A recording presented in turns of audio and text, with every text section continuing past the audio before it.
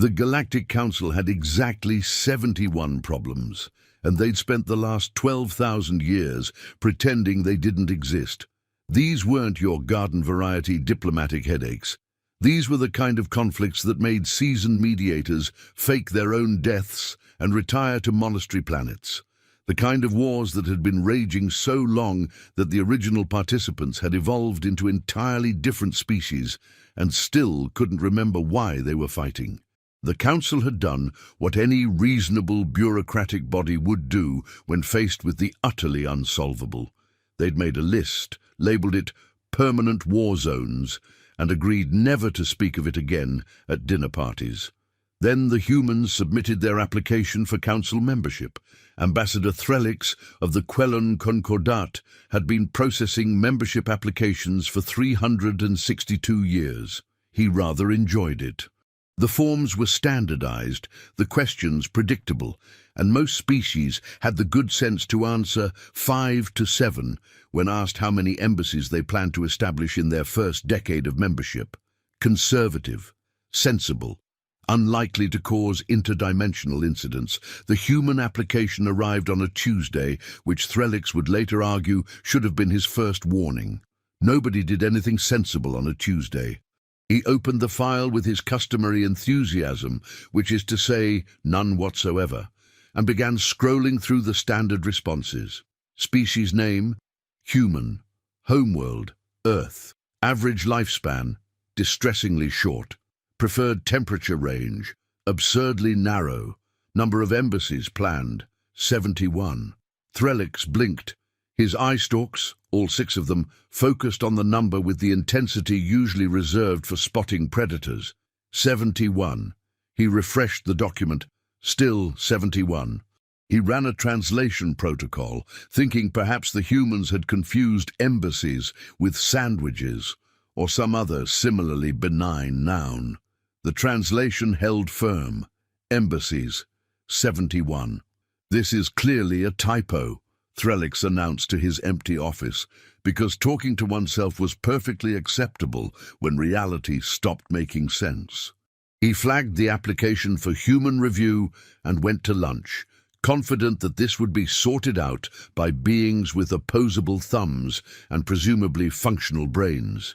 By the time he returned, the humans had not only confirmed the number, but had submitted detailed location requests for each embassy. Threlix pulled up the list of requested locations and felt something in his thorax do the diplomatic equivalent of a panic attack. Every single embassy was slated for a permanent war zone.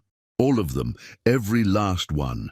The humans had somehow obtained the classified list that the Council had spent 12 millennia trying to make everyone forget existed, and they'd decided to set up shop in every single location like they were opening a chain of particularly optimistic coffee shops in active volcanoes. Threlix did what any responsible bureaucrat would do. He escalated the matter so far up the chain of command that it landed on the desk of High Councillor Vexroth himself, a being so ancient that he remembered when faster-than-light travel was considered a bit hasty. "They want to do what?" Vexroth's voice had the quality of grinding continental plates, mostly because he was partially made of continental plates. The granitoid species had evolved on a planet with highly aggressive geology, and they brought that energy to every conversation. "They wish to establish embassies in all 71 permanent war zones, High Councillor," Threlix repeated, wishing desperately that he'd called in sick today, or forever. "That's not possible. Those zones are called permanent for a reason. We can't even get supply ships through most of them without losing half the cargo to crossfire and the other half to temporal anomalies." "Yes, High Councillor. I explained this to the human representative. She seemed to think it was a selling point." Vexroth stared at the application for what felt like several geological ages. Did she use the phrase, exciting opportunity at any point? 3 times, High Councillor. Stars preserve us. They're serious. The Council called an emergency session, which was itself remarkable because the last emergency session had been convened when someone discovered that the Council's coffee supplier had been secretly decaffeinated for 60 years. This was considerably more serious than that, though some members argued it was a closer call than one might think. The human delegation arrived with an enthusiasm that made several species physically uncomfortable. Leading them was Ambassador Patricia Kowalski, a woman who had apparently decided that diplomatic immunity meant immunity to common sense. "Honored Council," she began, radiating the kind of confidence usually reserved for people who don't know they're standing in quicksand. "We understand your concerns about our embassy placement requests. We've prepared a presentation." The lights dimmed. Councillor Vexroth made a sound like a rockslide encountering unexpected wetlands. "The 71 permanent war zones represent the single greatest diplomatic opportunity in galactic history." Patricia's first slide showed a cheerful pie chart that had clearly never met a war crime. Consider, these are regions with established conflict protocols, documented grievances, and populations that have demonstrated remarkable commitment to their positions. That's not a problem, that's a foundation. "A foundation for what?" Councillor Yibream of the Cascading Harmonies demanded. Her species communicated primarily through color changes, and she was currently displaying a pattern that roughly translated to, "I'm having a stroke, and it's your fault." "Dialogue!"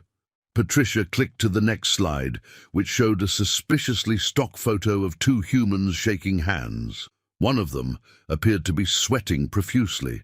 The problem isn't that these regions have conflict. The problem is that nobody's tried proper diplomatic engagement. "Nobody's tried!" Vexroth's voice could have triggered seismic sensors on 3 nearby planets. "We've sent 492 peace delegations to Sector 12 alone.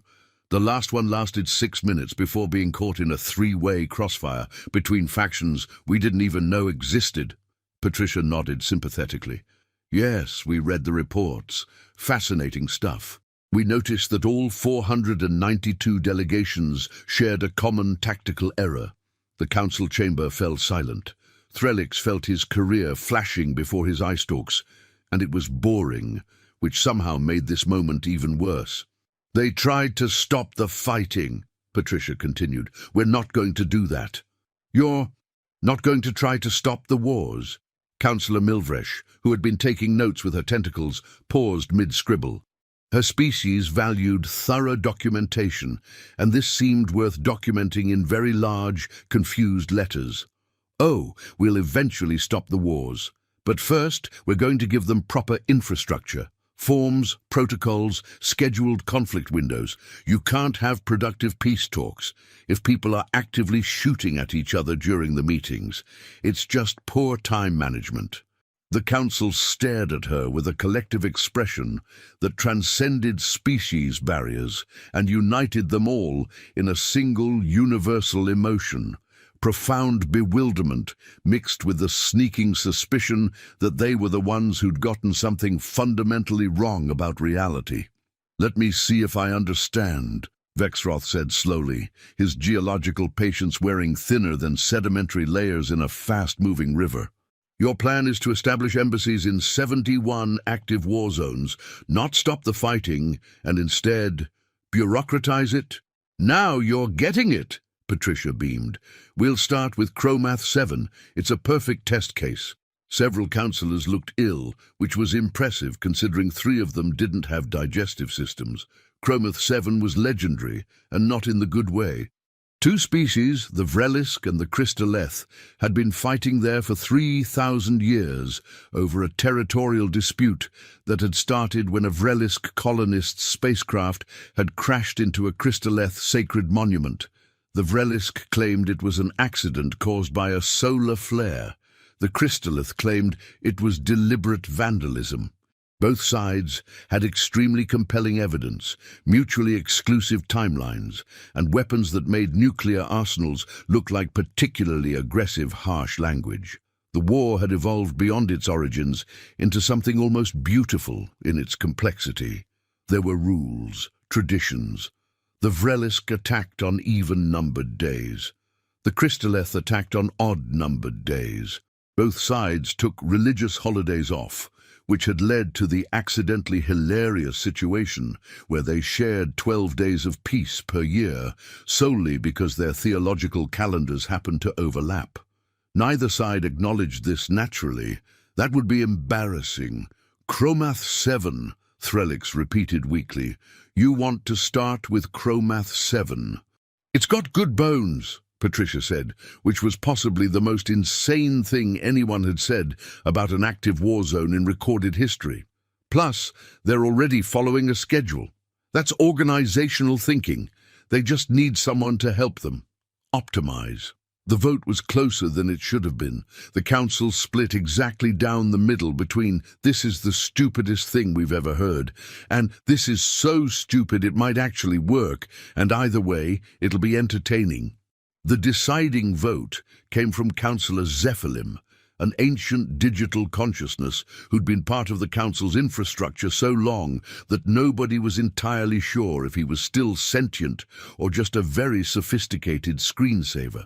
His vote: I have calculated 6 million possible outcomes of this scenario.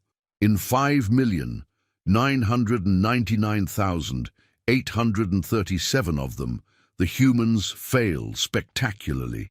In the remaining 163, they succeed in ways that will fundamentally reshape galactic civilization. I am voting yes because I am extremely bored and have been for the past 4 centuries. Entertainment value alone justifies this decision. And so, with the kind of bureaucratic inevitability usually reserved for budget increases and toilet paper shortages, the humans got their embassy.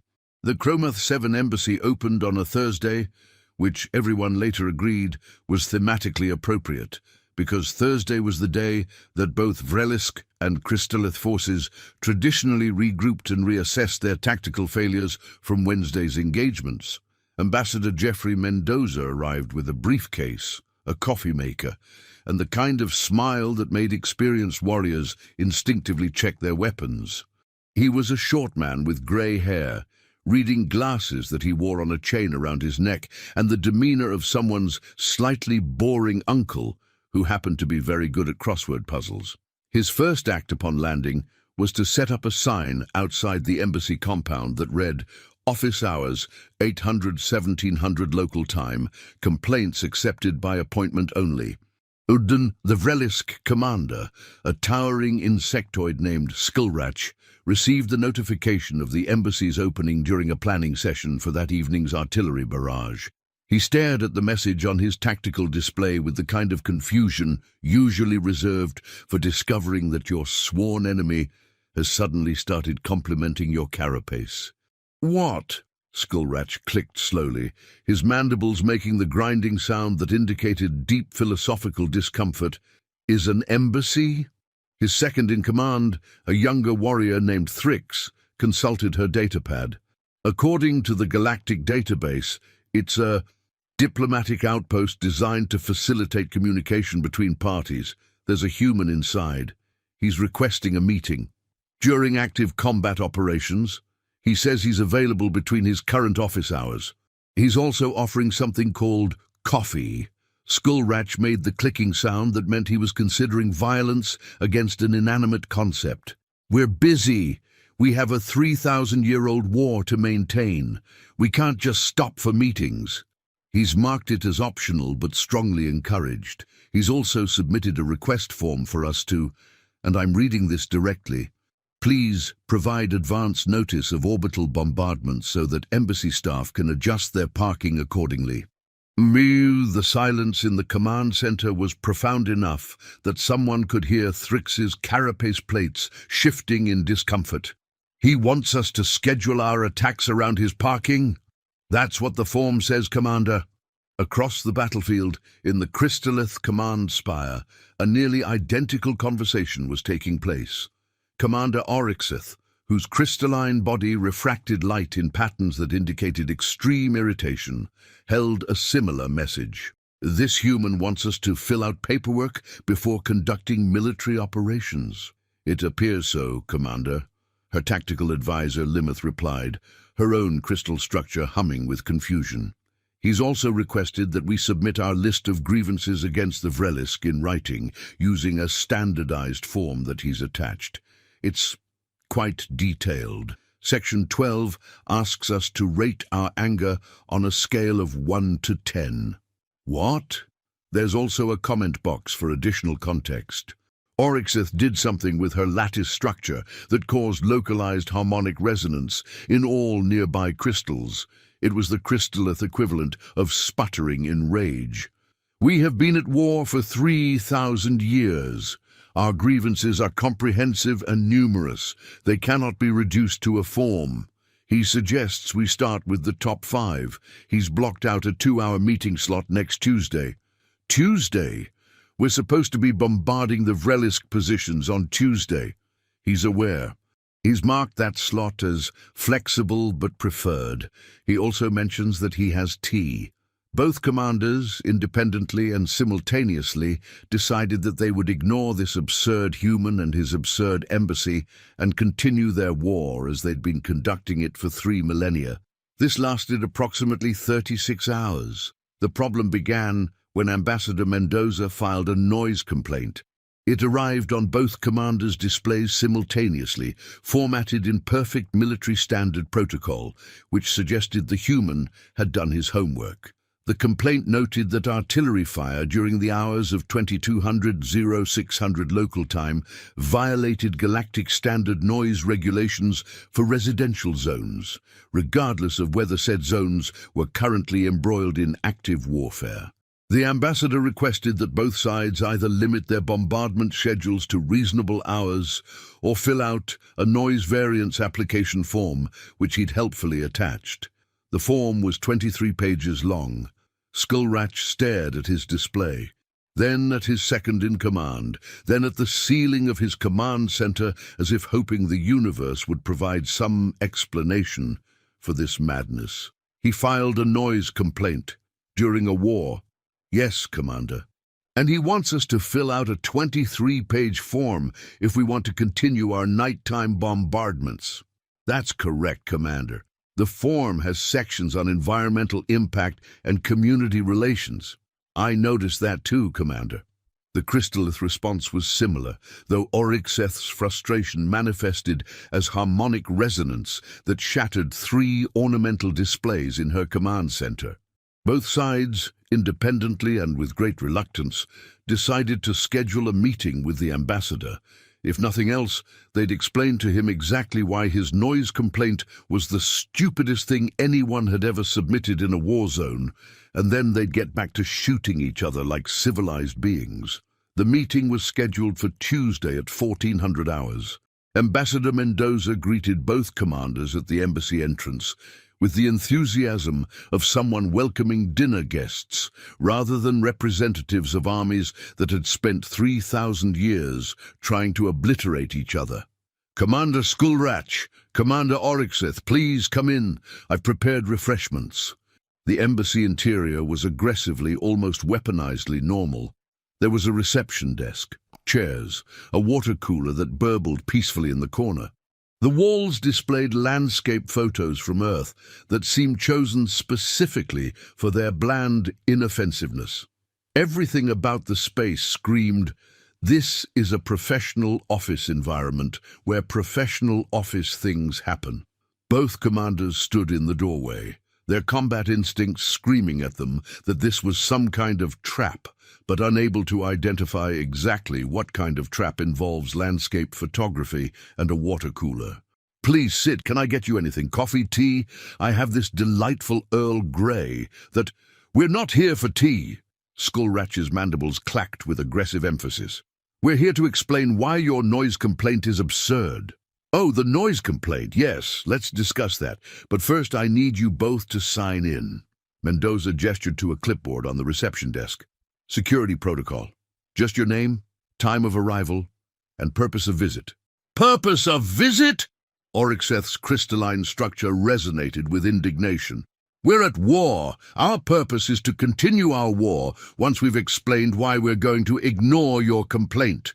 "I'll put down diplomatic consultation then. That covers it. Now, about the noise issue." "There is no noise issue," Skullratch interrupted. There's a war. Wars are loud. That's the nature of armed conflict. Mendoza nodded pleasantly, pulling out a file folder. I completely understand your perspective, Commander.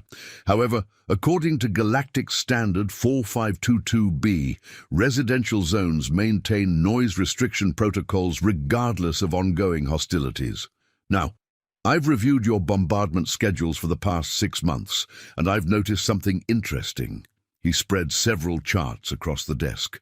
Both commanders found themselves leaning forward despite their determination to remain aloof. Your nighttime bombardments have a 73% lower accuracy rate than your daytime operations. I pulled the data from the publicly available tactical reports. Your crews are tired, commanders. They're running operations on inadequate sleep, which impacts performance. Now, if you shifted your bombardment schedules to eliminate the 2200-0600 window, you'd likely see a significant improvement in targeting efficiency. The silence that followed was profound. You're suggesting, Skullratch said slowly, that we alter our military operations for efficiency optimization. I'm suggesting that noise regulations exist for good reasons, and in this case following them would actually benefit your operational effectiveness. Plus, everyone gets better sleep. It's a win-win situation. Oryxeth's crystal structure flickered through several colors that indicated she was processing information that refused to fit into any existing category in her worldview. You want us to fight better by fighting less at night? Essentially, yes. Look at these numbers. Mendoza pointed to another chart. The Vrelisk hit 32% of their targets during nighttime operations last month. During daytime, 67%. That's not a small difference. That's the difference between an effective military operation and essentially very expensive fireworks. Thrix, who'd accompanied her commander to the meeting, leaned over to examine the data. He's not wrong, Commander. Those numbers match our internal assessments. We've been operating on the assumption that continuous pressure was more valuable than optimized strikes. And you, Mendoza turned to Oryxeth, your resonance weapons lose coherence efficiency by 41% during night operations because the temperature differential affects your crystalline matrices. You're wasting enormous amounts of energy. Limith, who prided herself on tactical analysis, found herself nodding before she could stop herself. That's actually consistent with our power consumption reports, Commander. We've been compensating by increasing energy output, but we're still seeing diminished results. Both commanders stared at the human ambassador, who smiled at them with the pleasant expression of someone who just suggested they try a different brand of coffee rather than fundamentally questioned 3,000 years of military doctrine. So, Mendoza continued, if you both agree to limit bombardments to 0600 to 2200 local time, we can skip the noise variance application entirely. I'll file the paperwork on my end, noting that both parties have agreed to voluntary compliance with galactic noise standards. Everyone saves time, everyone fights more efficiently, and I can finally get some sleep. What do you say? The commanders looked at each other. It was the first time in 3,000 years that representatives of the Vrelisk and Crystalleth had made direct eye contact without immediately attempting to kill each other. The moment was so unexpected that nobody quite knew how to process it. I need to consult with my staff, Skullratch said finally. As do I, Oryxeth added, her harmonics carefully neutral. Of course, take all the time you need. I have appointment slots available all week. Oh, and before you go, I've prepared information packets about the Embassy's services. We offer mediation, translation support, and document filing assistance.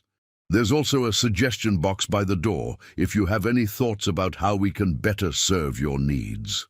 Both commanders took the packets with the mechanical movements of beings whose reality had been gently but firmly nudged several degrees off its axis. One more thing, Mendoza called as they reached the door. Next time you visit, you don't need to bring your full tactical escorts. This is a neutral zone. Just you or you and a small staff is perfectly fine. Makes parking a lot easier. The commanders left without responding, which Mendoza took as a small victory. The nighttime bombardment stopped 3 days later. Both sides issued statements claiming it was for tactical reassessment purposes that had absolutely nothing to do with the human embassy or its ridiculous noise complaints. The fact that both armies' accuracy ratings improved by 37% within the following week was purely coincidental, and certainly not evidence that maybe, just maybe, the human had a point. Ambassador Mendoza filed this result in his weekly report to Earth with the notation, "Initial breakthrough achieved. Combatants have accepted first protocol modification, proceeding to Phase 2. Back on Earth, the Foreign Service Director read the report, poured herself a drink, and wondered not for the first time if they'd all collectively lost their minds. Then she approved the next phase, and tried not to think too hard about what that said about humanity's approach to diplomacy. On Chromath 7, Ambassador Mendoza updated his appointment calendar and sent out his next round of meeting requests. The subject line read, "Grievance Documentation and Conflict Scheduling Workshop. Coffee and pastries provided." Both commanders received the invitation. Both commanders made sounds indicating profound suffering. Both commanders, after consultations with their respective staffs, RSVP'd for the Thursday 1000 slot. The workshop turned out to be exactly what the invitation promised, which was somehow worse than if it had been a trap. There were pastries, there was coffee, there was a presentation complete with slides about the benefits of documented grievances and scheduled conflict windows. "The problem with your current approach," Mendoza explained, pointing to a flowchart that had taken him 6 hours to prepare, "is that you're fighting continuously without clear operational objectives. You're at war because you're at war. That's circular logic, and it's inefficient." "Our objective is victory," Skullratch declared, though his mandibles lacked their usual emphatic clicking. He'd discovered that the human coffee was excellent, which was creating a troubling cognitive dissonance. "Yes, but what does victory look like? And please, be specific.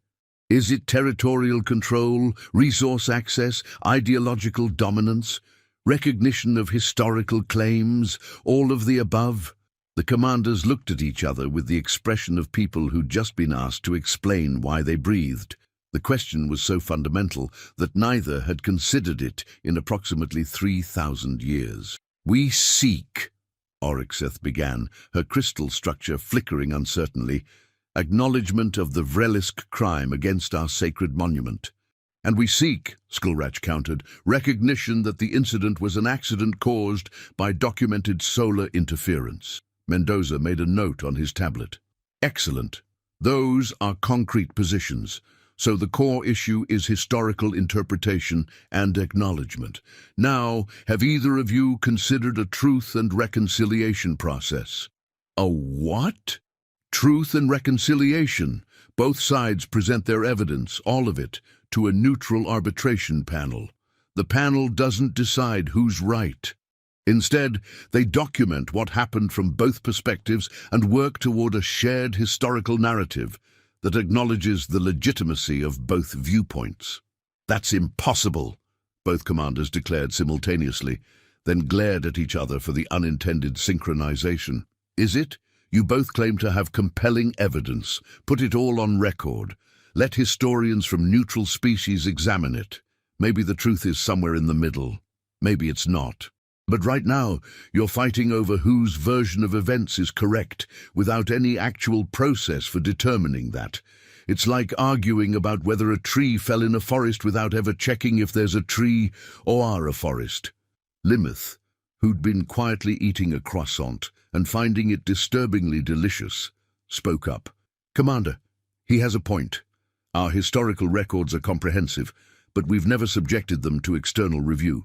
If our claims are as solid as we believe, neutral examination would only strengthen our position." Thrix nodded reluctantly. "The same applies to our data, Commander Skullratch. We have sensor logs, testimony, astronomical records. If there truly was solar interference, it would be present in multiple independent data sets. Both commanders looked deeply uncomfortable, which was progress of a sort. Discomfort meant thinking, and thinking meant the possibility of change, even if that possibility was currently hiding behind several thousand years of ingrained hostility.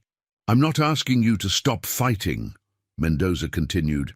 "I'm asking you to fight smarter. Here's what I propose. You both continue your normal operations, but you agree to 3 things. 1, you submit your historical evidence to a neutral review panel. 2, you provide advance notice of major operations so that civilian evacuations can be coordinated. 3, you agree to a ceasefire during the review process for a designated neutral zone around the crash site so that archaeological investigation can be conducted." Archaeological investigation! Skullratch's mandibles nearly locked in surprise. "The site has been a battlefield for 3,000 years. There's nothing left." "You'd be surprised what archaeologists can find. And if they can't find anything, well, that's data too. At minimum, you'll have professional documentation of the current state of the site, which neither of you currently possess because you've been too busy shooting at each other to do a proper survey." The meeting continued for another 90 minutes. Positions were stated, restated, and occasionally thrown across the table in frustration. Mendoza mediated with the patience of someone who'd clearly done this before, or possibly the patience of someone on medication, though the commanders couldn't tell which. By the end, they'd agreed to nothing concrete except that they would continue having meetings, but they'd also, almost accidentally, agreed to provide their respective historical archives to the embassy for cataloguing purposes. It was framed as documentation of our completely correct and unassailable positions, but Mendoza would take what he could get. As the commanders left, Skullratch turned to Oryxeth with what might have been genuine curiosity. "Your crystalline structure shifts to purple when you're angry. I never noticed that before." Oryxeth's structure flickered in surprise. "Your mandibles click in a 3-2 rhythm when you're thinking. It's quite distinctive." They stared at each other, both realizing they'd just had their first actual conversation in 3,000 years that wasn't conducted through weapons fire. "This is disturbing," Skullratch declared. "Extremely," Oryxeth agreed. They parted ways, each returning to their respective command centers with the uncomfortable sensation that something fundamental had shifted, and neither of them could quite put their finger on what. Mendoza watched them go, made another note in his report, and updated his calendar. Next week's meeting topic: conflict scheduling and resource optimization, because ammunition isn't free. The Galactic Council received his first monthly report with emotions ranging from disbelief to grudging fascination. The nighttime bombardments had stopped. Both sides were actually talking to each other, even if those conversations mostly consisted of explaining why the other side was completely wrong. And most remarkably, civilian casualties in the neutral zone around the embassy had dropped by 92%. "How is he doing this?" Councillor Yibrim demanded, her color patterns cycling through shades that indicated profound confusion. "They've been at war for 3,000 years, Ambassador Threlix, who'd been monitoring the situation with the horrified fascination of someone watching a tightrope walker juggle chainsaws, studied the report. "He's treating them like reasonable beings who just happen to be in the middle of a disagreement.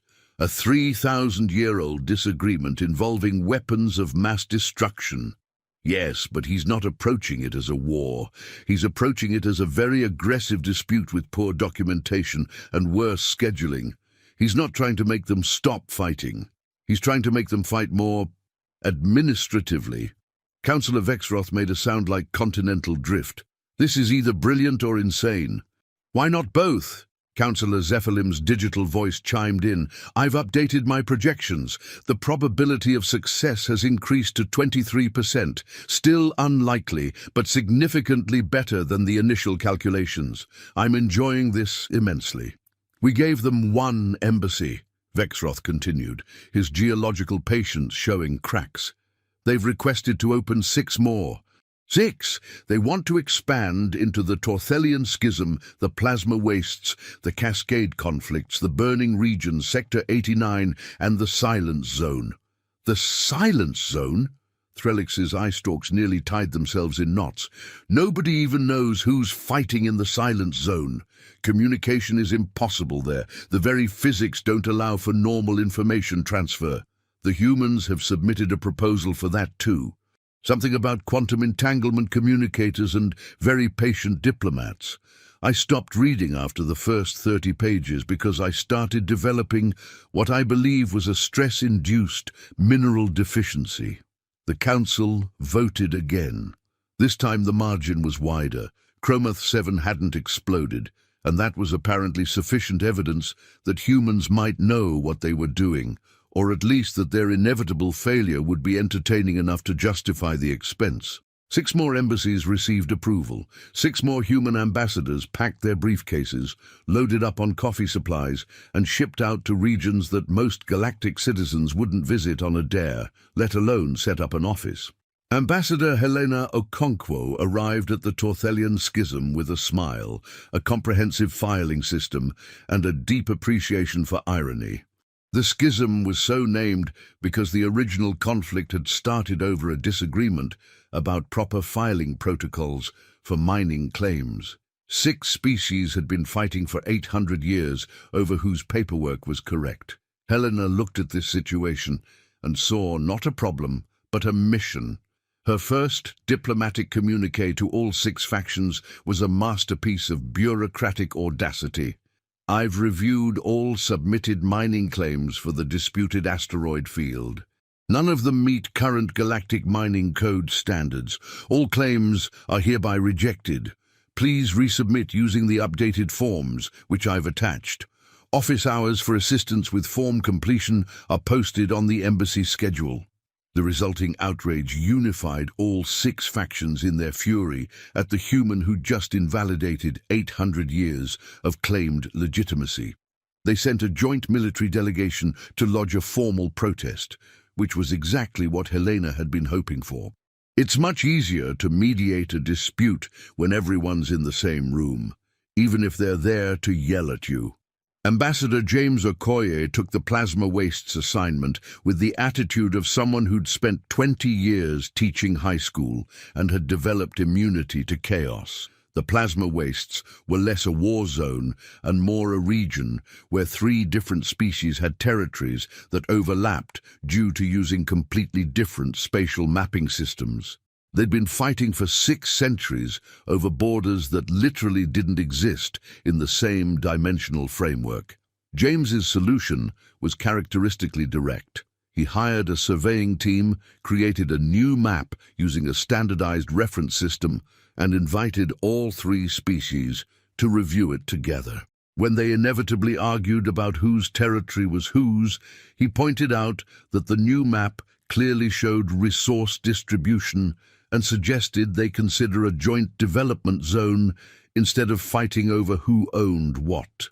The meeting devolved into a screaming match about historical territorial claims, but it was a screaming match where everyone was looking at the same map, which was progress. The Cascade Conflicts received Ambassador Yuki Tanaka, who took one look at the situation and declared it the most unnecessarily complicated war she'd ever encountered. 12 different species were fighting over control of a resource-rich nebula, but the conflict had evolved into something resembling a very violent tournament bracket. Species A fought Species B, the winner fought Species C, that winner fought Species D, and so on, in an endless cycle that had been running for 400 years. Yuki studied this arrangement and realized that what she had wasn't a war. It was a league. A badly organized, excessively murderous league, but a league nonetheless. She proposed a radical solution: formalize the structure, add a point system, and establish actual rules for engagements. The species could keep fighting, but now there would be winners, and winners would get preferential resource access. Several commanders pointed out that this was just war with extra steps. Yuki pointed out that war with extra steps was working for major sports franchises across the galaxy, and at least this way there would be statistics. The embassies opened. The reports started flowing back to the council. And despite everyone's expectations, including possibly their own, the humans were succeeding, not in stopping the wars, which would have been impossible, but in making them progressively less chaotic and destructive. It was the diplomatic equivalent of teaching wolves to fill out time cards before hunting. Ambassador Mendoza's success on Chromath 7 became a case study. The neutral review panel examining the historical evidence had made a remarkable discovery. Both sides were partially correct. There had been a solar flare. The Vrelisk ship had been affected by it. But the crash site analysis also showed evidence that the ship's navigation system had been receiving maintenance that was severely overdue, which meant the Vrelisk had been negligent in their ship upkeep. The sacred monument had been destroyed due to a confluence of natural phenomena and poor maintenance, which meant both sides had legitimate grievances and legitimate responsibility. Neither side liked this conclusion. Both sides demanded recounts, reassessments, and several other words starting with "re" that indicated they were deeply unhappy. But the evidence was comprehensive, neutral, and maddeningly difficult to dismiss. Mendoza suggested a compromise that made both sides equally uncomfortable, which he took as evidence it might actually be fair. The Vrelisk would fund and construct a new monument at the crash site, acknowledging the legitimacy of the crystalleth's sacred space.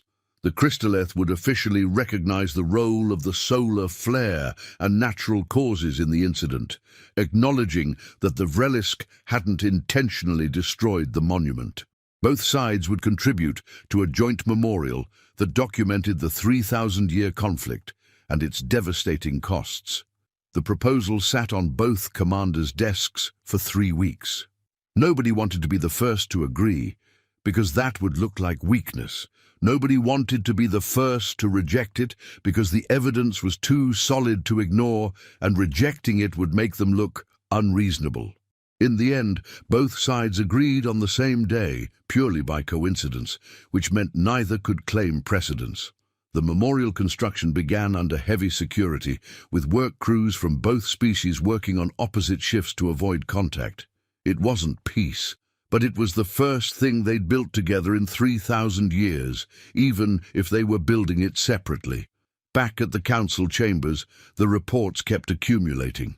The humans had now opened 23 embassies in permanent war zones.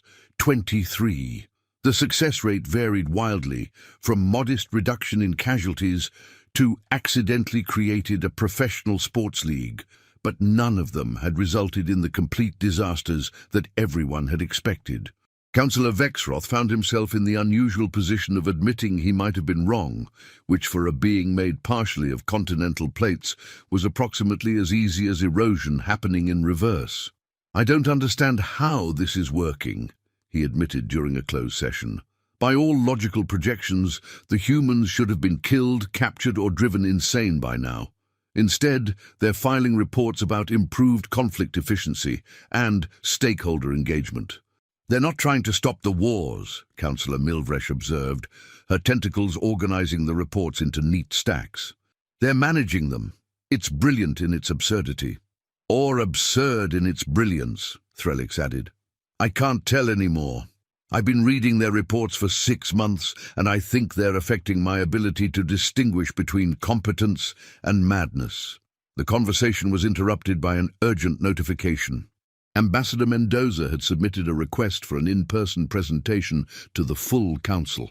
The subject line read, "Regarding the expansion of embassy services and a proposal for systemic reform." The council chamber was packed.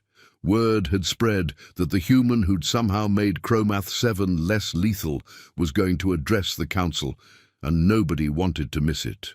Even species that didn't have membership sent observers, because at this point the humans' diplomatic adventures had become the galaxy's most entertaining spectator sport. Ambassador Mendoza arrived without fanfare, carrying the same briefcase and wearing the same slightly rumpled suit he'd worn to his first meeting with Skullratch and Oryxith. He approached the central podium with the comfortable ease of someone about to give a presentation about quarterly sales figures rather than propose fundamental changes to galactic civilization. "Honored council members," he began, "I've been asked to present an update on our embassy program in the permanent war zones. I'm pleased to report significant progress across all 23 active locations. Civilian casualties are down an average of 68%. Resource waste has decreased by 43%, and we've successfully initiated dialogue protocols in regions where communication had been impossible for centuries." He clicked to the next slide, which showed a cheerful bar graph that had clearly never met a genocidal conflict. "However, during our work, we've identified a systemic issue that I'd like to address. The problem isn't just the 71 permanent war zones. The problem is the designation itself."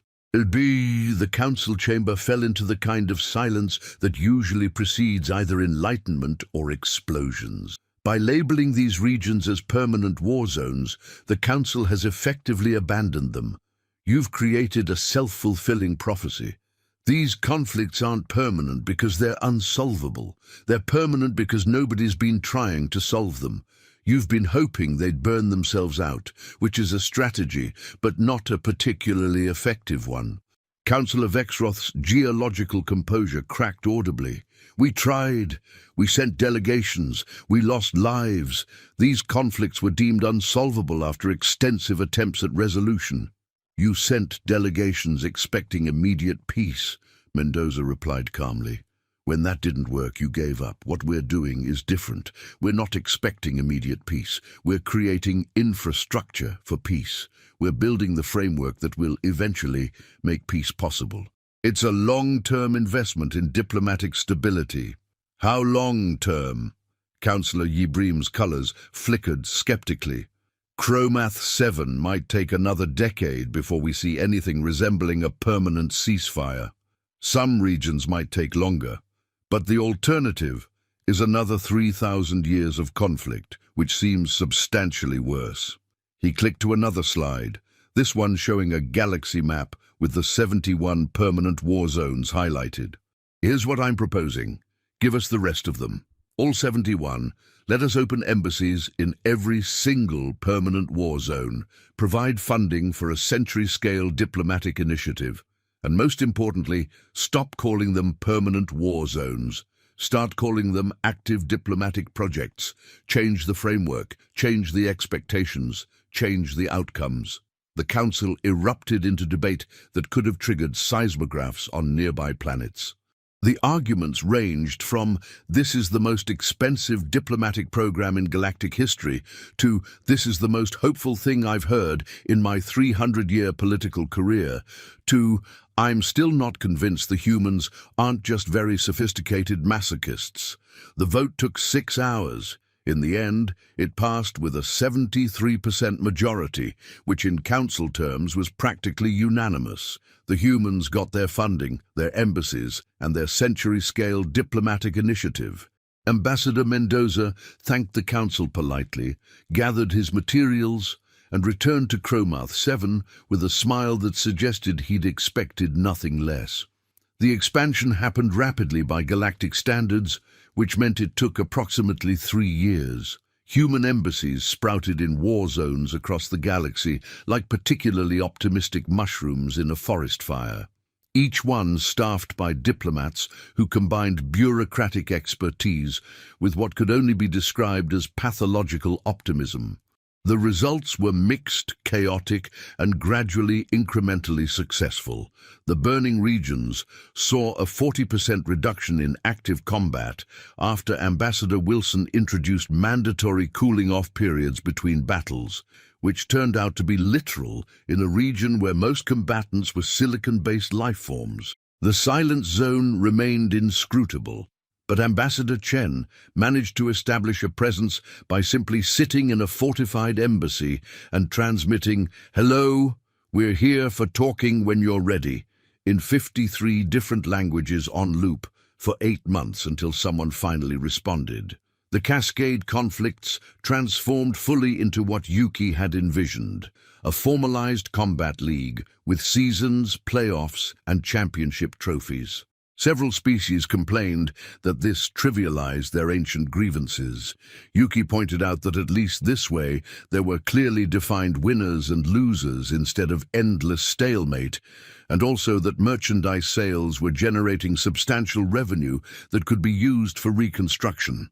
The complaints continued, but quietly, because nobody wanted to seem like they were against economic development.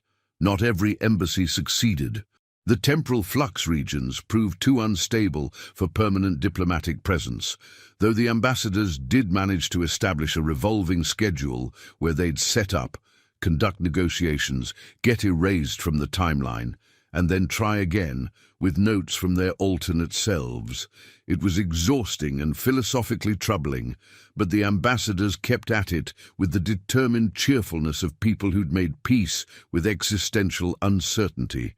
5 years into the century-scale initiative, Ambassador Mendoza returned to the council chambers for a progress update. His hair was grayer, his reading glasses had become permanent fixtures rather than occasional accessories, and he carried himself with the satisfied weariness of someone who'd been fighting bureaucracy so long that bureaucracy had started fighting back, but losing. We've now established functional embassies in 64 of the 71 regions, he reported. 7 remain too hazardous or logistically impossible for current deployment, but we're developing new approaches. Average casualty rates across all regions are down 79% from pre-embassy baselines. 12 conflicts have achieved stable ceasefire agreements. 32 have implemented formal dialogue protocols, and 20 have restructured their conflicts into something resembling organized combat with actual rules and oversight. And the remaining 7 that you can't establish embassies in, Councillor Vexroth asked, his geological patience worn smooth by 5 years of watching humans do the impossible with frustrating consistency. The void territories remain spatially unstable. We're consulting with physics specialists.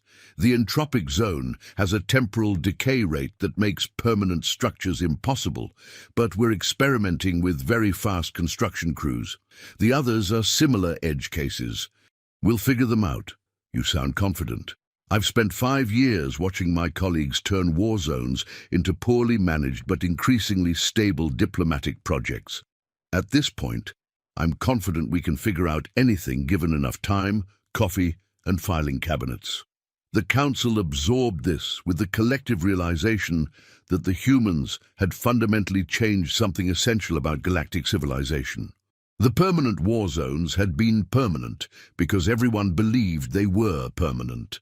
The humans hadn't believed that, and so they'd made it untrue through sheer stubborn application of bureaucratic process. There's one more thing, Mendoza continued, a recommendation, if you'll hear it.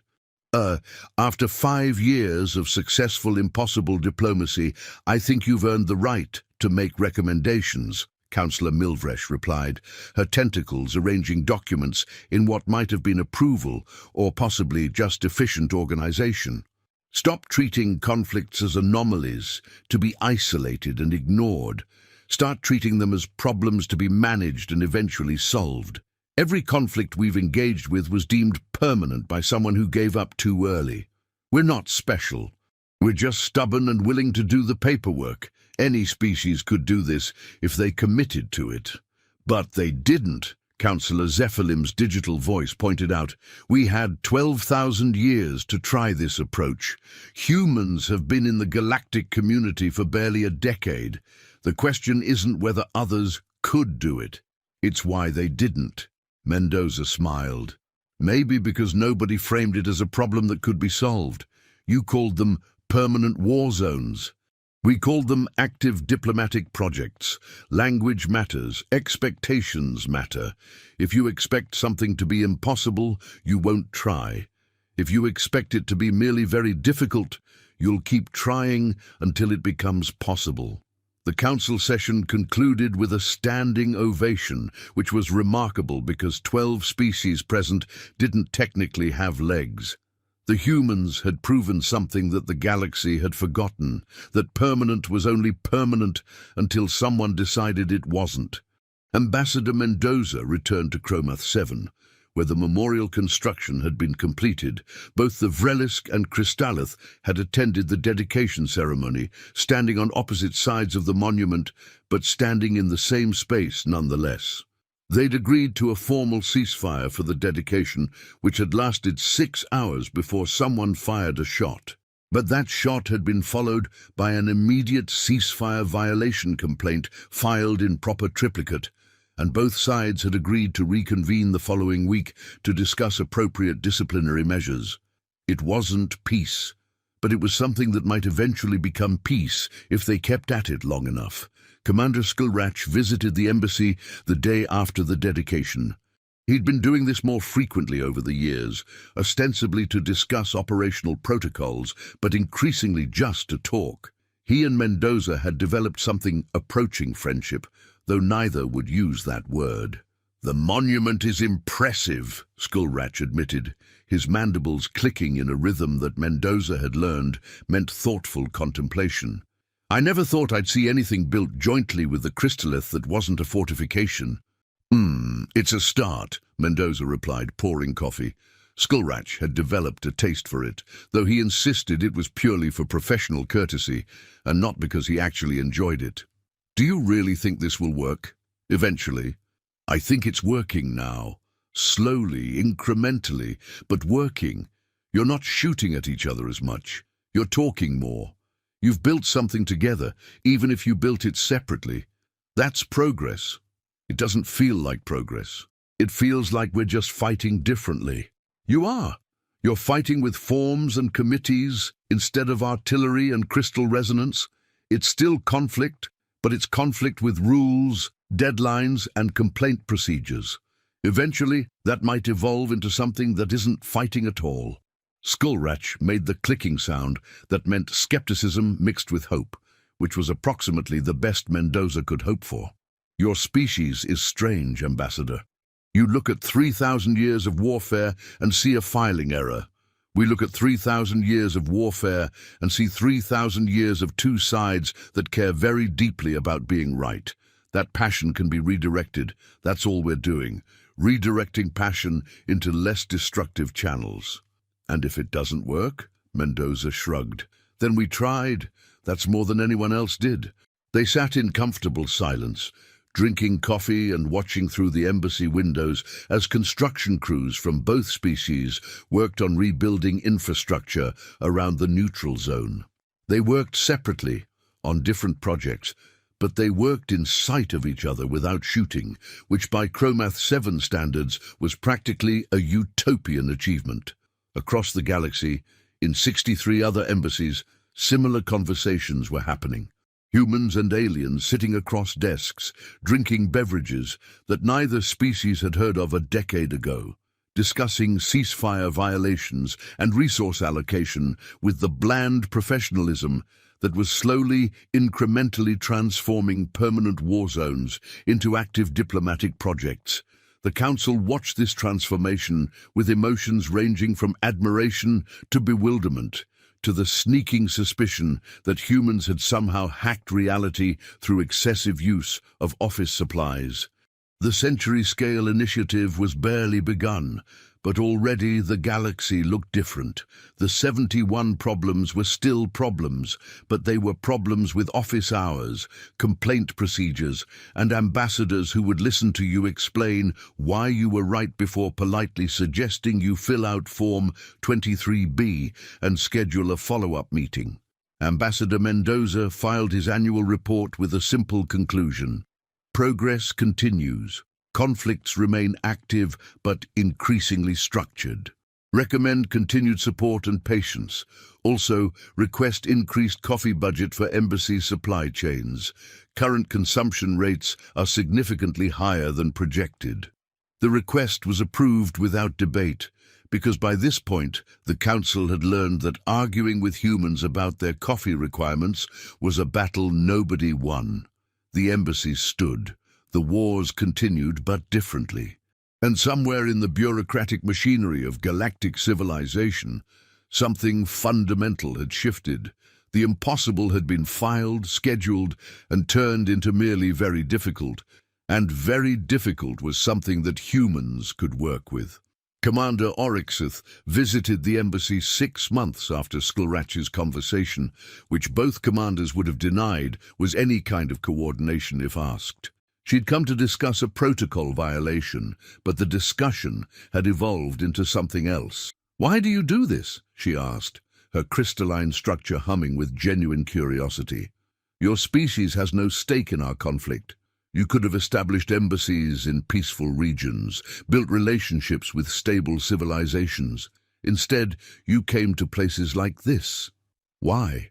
Mendoza considered the question carefully. "Because someone needed to. And because we'd rather try to fix a problem than pretend it doesn't exist. Your conflict with the Vrelisk isn't just hurting you. It's hurting the region, the trade routes, the civilian populations caught in the crossfire. That's everyone's problem, even if everyone pretends it isn't. But the cost, the resources, the risk to your people is less than the cost of letting it continue forever. You've been at war for 3,000 years. How many of your people have died? How much of your civilization's potential has been spent on weapons instead of art, science, culture? The cost of trying to fix this is significant, but it's nothing compared to the cost of giving up." Oryxeth's crystal structure flickered through colors that Mendoza had learned, meant she was processing uncomfortable truths. "We could have tried this ourselves. Centuries ago. We could have reached out, sought mediation, attempted dialogue. You still can. You are. It's happening now. But we didn't initiate it. We waited for someone else to force us to the table. That's not weakness. That's just how change happens sometimes. Someone has to take the first step, and it doesn't matter who that someone is. What matters is that the step gets taken." She remained silent for a long moment, her harmonics cycling through frequencies that Mendoza couldn't interpret, but sensed were important. "The Vrelisk are not as terrible as I believed. Commander Skullratch is thoughtful, committed to his people. I have spent 3,000 years hating them, and now I find that hate is more complicated than I expected. That's growth. Uncomfortable, but growth. Is this what your species does? Make things uncomfortable until they become better?" Mendoza laughed. "That's probably the best description of human diplomacy I've ever heard. Yes, we make things uncomfortable until they become better. It's not elegant, but it works."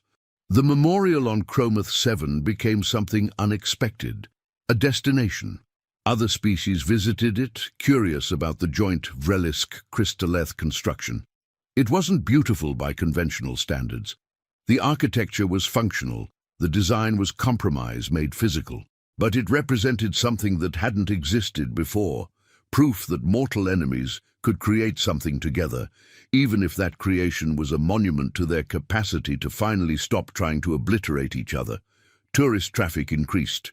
The Vrelisk and Crystalleth civilian populations started visiting the neutral zone, initially to see the memorial, but increasingly just to experience a place where they weren't actively being shot at. Markets emerged. Cultural exchanges happened awkwardly and with heavy security presence, but they happened. Ambassador Mendoza watched this evolution with the satisfaction of someone who'd planted a garden in a minefield and somehow gotten flowers. It wasn't the garden he'd planned, and the flowers were weird, but they were growing. The Council received reports from all 64 active embassies. The patterns were consistent: slow progress, occasional setbacks, gradual transformation of permanent conflicts into managed disputes. The 7 remaining unreachable zones were being studied by human engineers with expressions that suggested they viewed impossible spatial physics as a challenge rather than a deterrent. "They're going to do it," Councillor Vexroth said during a closed session, his geological certitude finally cracking into something like wonder. They're actually going to establish embassies in all 71 zones. And then what? Councillor Yibrim asked. What happens when there are no more permanent war zones? The question hung in the chamber like gravity, suddenly deciding to work sideways. The implications were staggering. If the humans could solve the unsolvable, what did that mean for all the other problems the galaxy had filed under too difficult to address? We'll have to actually govern, Councillor Milvresh said quietly. We'll have to stop using the war zones as excuses for why we can't tackle other systemic issues. The humans will have proven that permanent problems are only permanent if we decide they are. That's terrifying, someone muttered from the backbenches. Yes, Councillor Zephylim agreed, his digital voice carrying something that might have been satisfaction. Isn't it wonderful? The century-scale initiative continued. Decades would pass before its full effects became clear. But in the present moment, on 64 worlds and in 7 impossible locations that humans were stubbornly working to make possible, ambassadors sat in their offices, scheduled their meetings, filed their reports, and incrementally transformed permanent war zones into something that might eventually be called peace. Ambassador Mendoza stood at his window on Chromath 7, watching the sunset paint the memorial in colors that both Vrelisk and Crystallith found beautiful for completely different reasons. Tomorrow, there would be another meeting, another protocol to negotiate, another form to file. The war wasn't over. It might not be over in his lifetime, but it would end. Eventually. Probably. And when future historians studied this period, they would note that permanent had stopped being permanent the day a human showed up with a briefcase and the unreasonable belief that every problem could be solved if you broke it down into small enough pieces and filed the appropriate paperwork. The galaxy would never be quite the same, though nobody would phrase it quite that way, because that phrasing was banned in Mendoza's style guide as being too dramatic and not sufficiently specific about actual outcomes. The embassy stood, the wars slowly wound down, and somewhere in the bureaucratic heart of galactic civilization, someone updated the designation from permanent war zones to active diplomatic projects, and that change in terminology meant everything. The transformation wasn't uniform across all 64 active zones. Each conflict had its own peculiar flavor of dysfunction, and the human ambassadors had to adapt their approaches accordingly. What worked on Chromath 7, where the combatants at least agreed on basic physics, proved completely useless in the phase territories, where 3 species existed in slightly different dimensional frequencies and were fighting over resources that only one of them could actually perceive at any given moment. Ambassador Michael Torres handled the phase territories with the kind of exhausted creativity that comes from spending 18 months trying to mediate a dispute where the participants literally couldn't see each other. His breakthrough came when he realized the conflict wasn't about the resources themselves, but about the scheduling of dimensional phase shifts. The 3 species, the Kalor, the Shimmerists, and the Depth Collective, were all trying to access the same space but kept running into each other because their dimensional frequencies overlapped at unpredictable intervals. Torres's solution was characteristically human in its simplicity. He created a schedule, a very detailed, very complicated schedule that allocated dimensional frequency bands to each species during specific time windows. The Kalor got Monday through Wednesday mornings. The Shimmerists got Wednesday afternoons through Friday. The Depth Collective got weekends and holidays. Everyone hated it because everyone wanted full-time access, but everyone agreed to it because the alternative was continuing to phase into each other's mining operations and causing explosions that existed in 3 dimensions simultaneously. "You've turned our existential conflict into a timeshare arrangement," the Kayla representative had screamed, his multidimensional form rippling with indignation. "Yes," Torres had replied calmly. "Do you have any idea how much bureaucratic infrastructure goes into managing a successful timeshare? It's extensive. You should be proud." The K-Law representative had made a sound like reality hiccuping and stormed out, which in dimensional terms meant he phased through 6 walls and accidentally appeared in someone's living room 3 planets away. But he'd signed the agreement first, which was what mattered. Back on Chromath 7, the relationship between Skullratch and Oryxeth had evolved into something that both commanders found deeply uncomfortable to acknowledge. They'd started meeting without Ambassador Mendoza present, ostensibly to coordinate their respective responses to various embassy proposals, but increasingly just to talk about the war, about their species, about the 3,000 years of conflict that had shaped both their civilizations into something neither particularly liked anymore. "We've been at this so long that we've forgotten how to be anything else," Skullratch admitted during one of these unsanctioned meetings. They'd started meeting in a neutral cafe that had opened in the Embassy district, run by an enterprising Vrelisk who'd realized that both species representatives needed coffee and that money spent by enemies spent just as well as money spent by friends. Oryxeth's crystal structure hummed at a frequency that Skullratch had learned meant sadness. "My grandmother fought in this war, her grandmother before her. I have ancestral memories encoded in my crystalline matrix of battles that happened before your species developed spaceflight. This conflict is older than some of your genetic traits. And yet, here we are, drinking coffee together like it's the most normal thing in the galaxy. Is it normal? I can't tell anymore. The human has broken my sense of what's normal."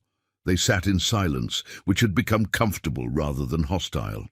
The cafe around them bustled with activity. Vrelisk and Crystallith civilians moved through the space with the cautious awareness of people who weren't quite sure if this peace was real, but were willing to pretend it was until someone started shooting again.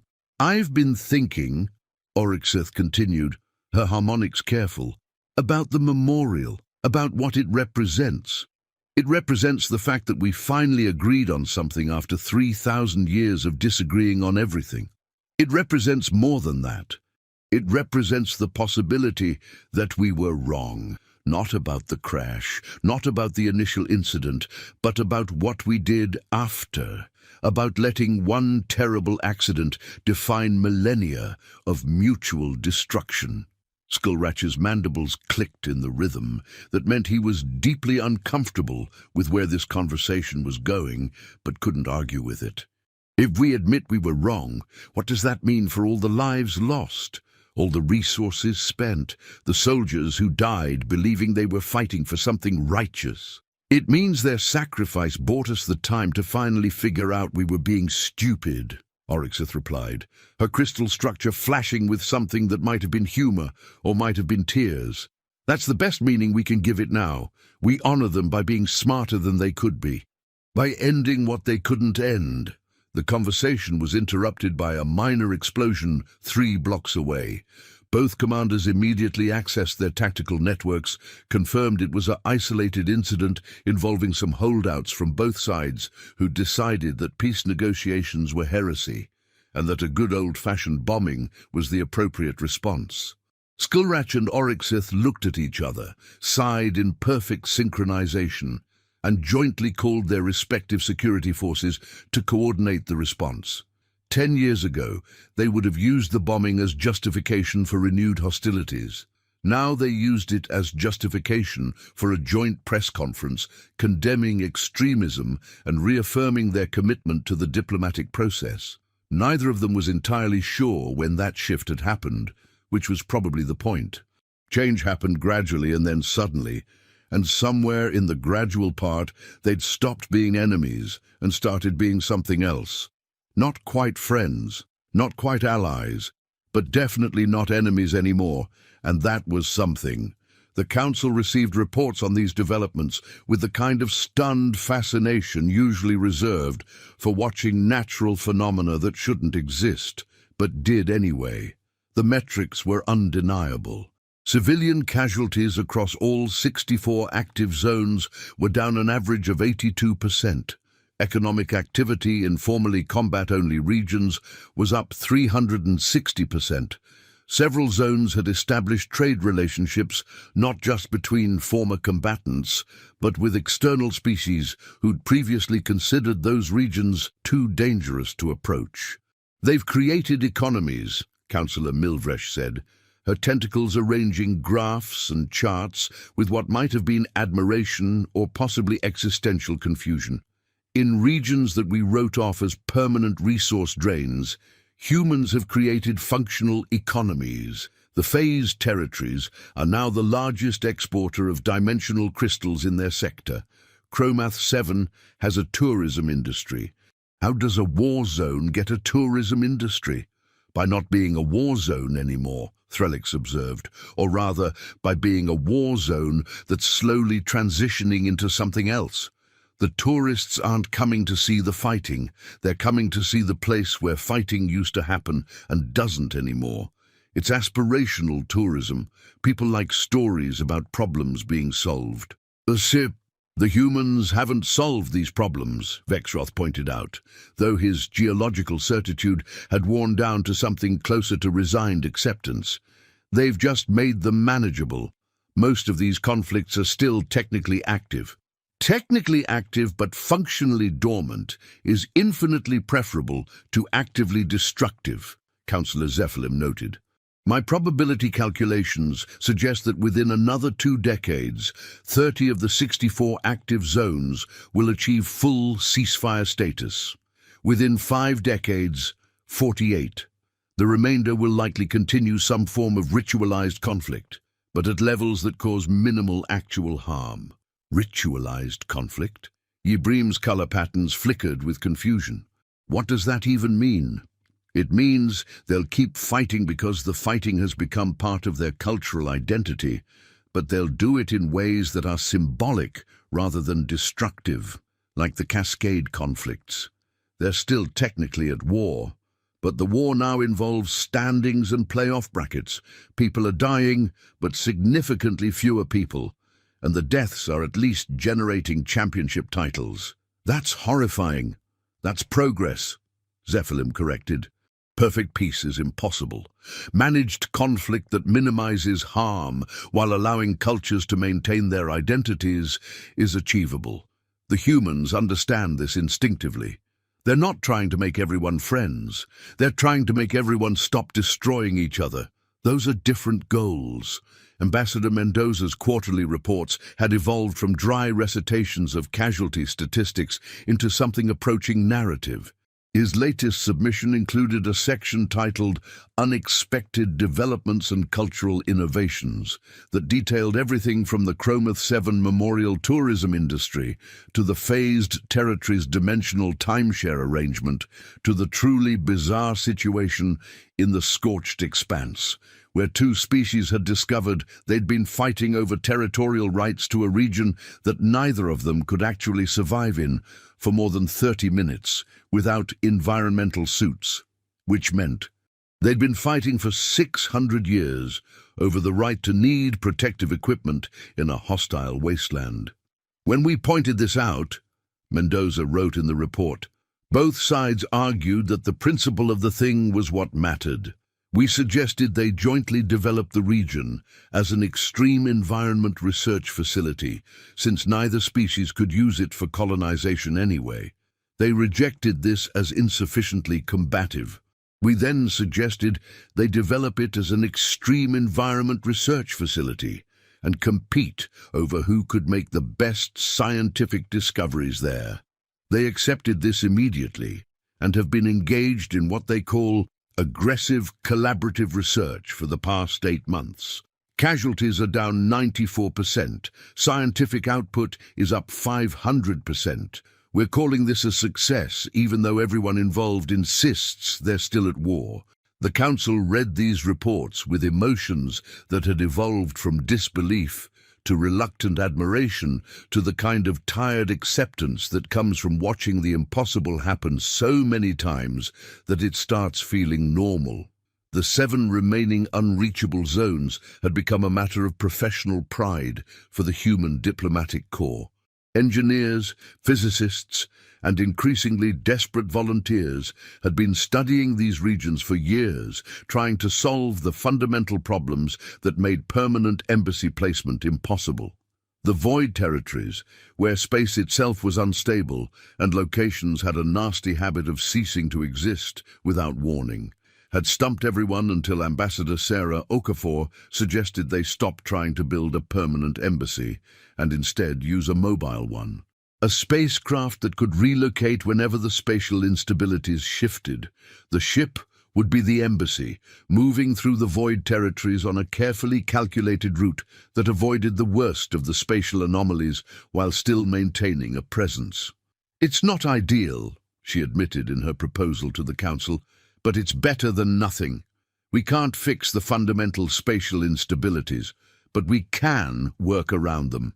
The combatants in the void territories have been fighting for 900 years, precisely because the unstable space makes it impossible to establish permanent positions. Nobody can hold territory that might stop existing, but if we can establish a neutral mobile presence, we can at least facilitate communication between factions that currently can't find each other reliably enough to negotiate. The proposal was approved, mostly because the Council had learned that betting against human stubbornness was a losing proposition.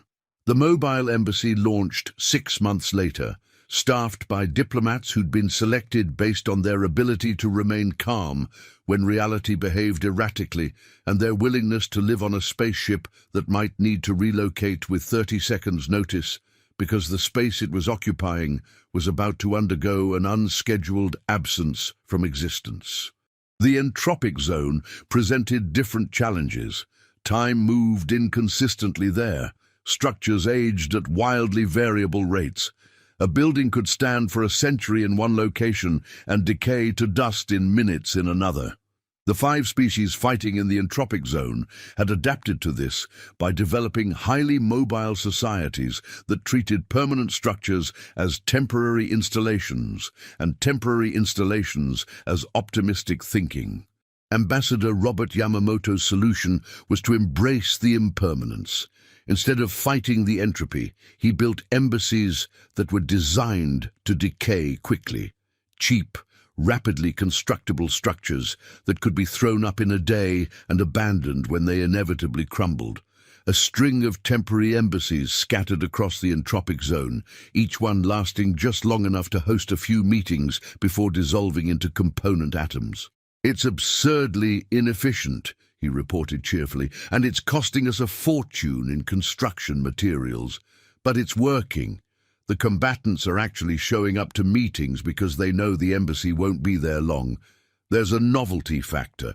Plus, the shared experience of watching buildings age themselves to death in real time has become a surprisingly effective icebreaker. Nothing builds camaraderie like existential horror at the malleability of physical reality." The progress reports kept flowing. The impossible kept becoming merely difficult, and across 64 active zones and 7 aggressively experimental ones, human ambassadors kept showing up to their offices, kept scheduling their meetings, and kept filing their forms with the determined cheerfulness of people who'd decided that permanent problems were just temporary problems that nobody had tried hard enough to fix. Commander Skullratch and Commander Oryxeth scheduled a joint press conference, their first deliberate public appearance together. The announcement triggered panic among hardliners on both sides, who were convinced this was either a trap or a sign that their commanders had been replaced by pod people. The press conference proceeded anyway, broadcast across both homeworlds and 17 neutral systems. They stood at a shared podium, neither quite touching it at the same time, both looking deeply uncomfortable with the entire situation. Skullratch spoke first, his mandibles clicking with the careful precision of someone reading from a very carefully prepared statement. 3,000 years ago, an accident occurred that destroyed a sacred crystallith monument and killed 632 colonists. Our peoples have been at war ever since. Today, Commander Oryxith and I stand together to announce that while we do not agree on all aspects of that historical incident, we agree that the time has come to move forward, not to forget, not to dismiss the legitimate grievances on both sides, but to move forward. Oryxith's crystal structure hummed at frequencies that broadcast clearly through translation systems. The memorial we have built together honors all those who died in 3,000 years of conflict. It acknowledges pain on both sides. It recognizes that the initial incident, whether accident or attack, does not justify millennia of mutual destruction. We propose a graduated ceasefire, beginning with a complete cessation of hostilities in the neutral zone and expanding outward as trust and protocols allow. The questions from the press pool came fast and hostile. Journalists from both species demanded to know if this was surrender, if they'd been compromised, if they'd forgotten their duty to their people. Skullratch and Oryxith answered calmly, repeatedly, patiently, explaining that ending a war wasn't defeat, and that their duty to their people was to stop getting those people killed in a conflict that had long since exceeded any reasonable objective. "Are you saying 3,000 years of sacrifice was meaningless?" a Vrelisk journalist demanded, her voice sharp with accusation. "I'm saying," Skullratch replied, his voice steady, "that the only way to make that sacrifice meaningful now is to ensure no more sacrifice is necessary. We honor our dead by refusing to create more dead. That's not weakness. That's wisdom earned through bitter experience." The broadcast ended. Both commanders returned to their respective command centers, knowing full well that they'd just made themselves targets for every extremist faction that preferred eternal war to uncertain peace. Security would need to be increased. Threats would need to be investigated. And somewhere, probably soon, someone would try to assassinate one or both of them because peace was a more terrifying prospect than continued war. Ambassador Mendoza watched the broadcast from his embassy office and immediately tripled his own security detail. Then he sent congratulatory messages to both commanders, scheduled emergency coordination meetings with their security chiefs, and updated his risk assessment protocols, because this was the pattern. Progress always triggered backlash. Movement toward peace always energized those who preferred conflict. Managing that backlash was just another item on the extensive to-do list that came with trying to end permanent wars. The assassination attempt came 3 days later. A hardline Vrelisk extremist group tried to bomb Skullratch's transport convoy. They failed, largely because Crystallith intelligence had intercepted the planning communications and warned their former enemies about the threat. The bomber was captured by joint Vrelisk Crystallith security forces, which was itself remarkable enough that several news networks dedicated entire segments to analyzing the implications.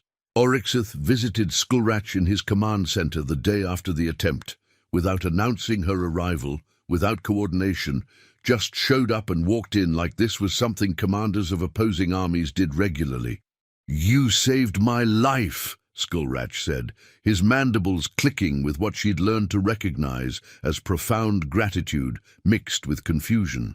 "Your death would have been inconvenient for the peace process," Oryxith replied, her crystal structure flickering in patterns that suggested she was deflecting from something more emotional. "Also, I've spent 3,000 years trying to kill you myself.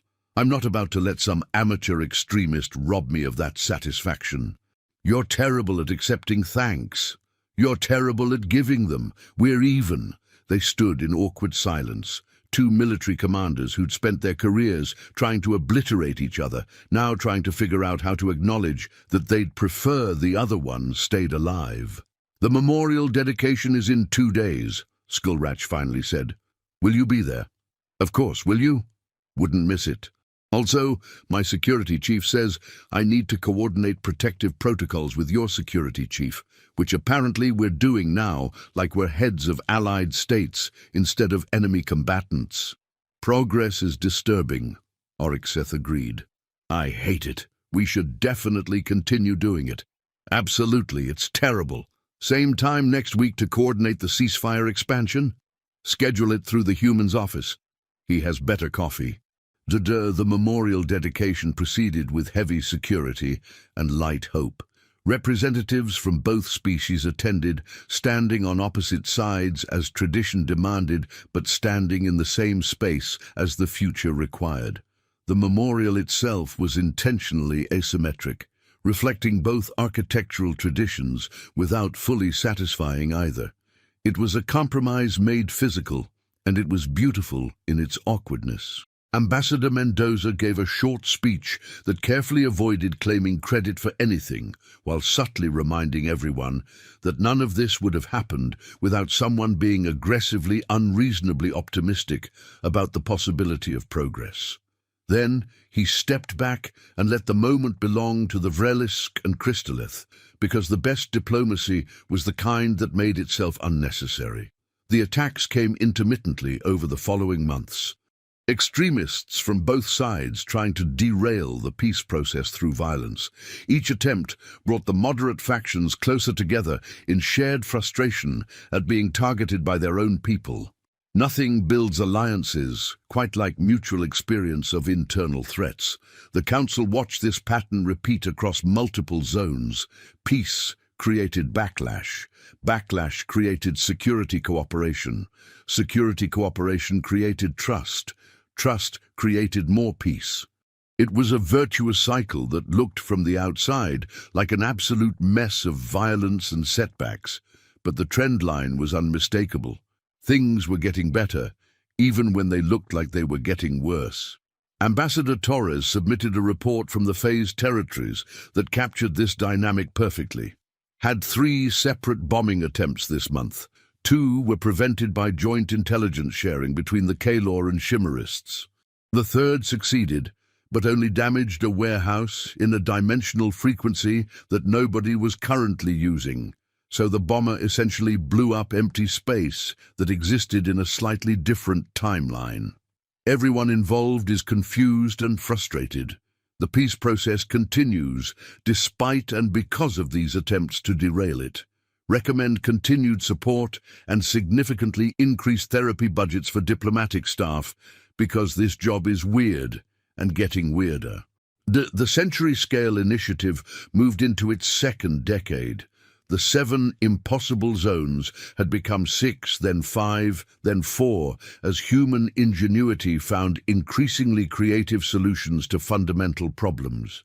The temporal flux regions finally got a stable embassy after Ambassador Linda Morrison figured out that if you built the embassy in a time loop, it would effectively exist in all time periods simultaneously and could therefore never be destroyed, because destroying it would create a paradox. The embassy gave everyone headaches, and the causal philosophy department of 3 universities dedicated research teams to understanding its implications. But it worked. The remaining 3 impossible zones continued to mock human efforts, but less effectively than before. Each year brought new proposals, new technologies, new approaches. The attitude had shifted from "these are impossible" to "these are merely ridiculously difficult, and we haven't figured them out yet." Commander Skullratch and Commander Oryxeth met regularly now, their coordination meetings evolving into something approaching friendship. They'd started a tradition of playing a Vrelisk strategy game that Oryxeth was terrible at, but insisted on playing anyway, because losing built character, or possibly because she enjoyed Skullratch's obvious confusion when she made baffling tactical decisions. "You just sacrificed your primary formation for literally no gain," Skullratch pointed out after one particularly bewildering move. "Yes, it was funny. That's not how military strategy works. Isn't it? We sacrificed thousands of our people for millennia for the principle of the thing. At least this time the sacrifice is just game pieces and the principle is humor." Skullratch made the clicking sound that meant she'd made a point he couldn't effectively counter. "You're using the existential horror of our 3,000-year war as justification for bad gameplay. I'm using the existential horror of our 3,000-year war as an opportunity for growth and inappropriate comedy. The human says this is called processing trauma through shared experience. The human would say that. He has a citation for everything. They played in comfortable silence, the kind that came from familiarity rather than lack of things to say. Outside Mendoza's office window, the neutral zone bustled with activity. Markets, schools, residential developments. The infrastructure of peace was being built in real time, brick by brick, transaction by transaction. "Do you think we'll see the end of it?" Oryxeth asked suddenly, her crystal structure humming at frequencies that carried uncertainty. "The complete ceasefire? Peace? I don't know. Maybe. The human seems to think so. The human is professionally optimistic. It's literally his job. His optimism has gotten us this far. Maybe it'll get us the rest of the way." Maybe. Oryxeth made her next game move, which was somehow even worse than her previous ones. Or maybe we just keep working toward it until we run out of reasons to fight or energy to continue, whichever comes first. That's remarkably pragmatic for someone who just intentionally lost another formation to prove a philosophical point. I contain multitudes. Also, I'm winning on the existential meaning score, even if I'm losing on the game points. The decade concluded with a formal review of the Century Scale Initiative. The metrics were compiled, analyzed, and presented to a council chamber that had grown accustomed to receiving impossible news from human diplomatic efforts. 68 zones now had functioning embassies. 3 of the original 71 had achieved full, permanent ceasefire status, with demilitarization proceeding according to schedule. 42 had implemented stable peace protocols that weren't quite ceasefires, but weren't quite active warfare either. The remaining 26 continued fighting, but in increasingly structured and less destructive ways. Total casualties across all zones were down 91% from pre-embassy baselines. Economic activity was up 460%. No new permanent war zones had emerged during the same period, which suggested that the very concept was losing its inevitability. "They've fundamentally changed galactic civilization," Councillor Zephylim observed, his digital voice carrying satisfaction. "Not through military conquest or technological revolution, but through aggressively applied paperwork and impossible optimism. Future historians will struggle to explain this period because it shouldn't have been possible." "And yet it is," Vexroth replied, his geological certitude having finally transformed into something approaching respect.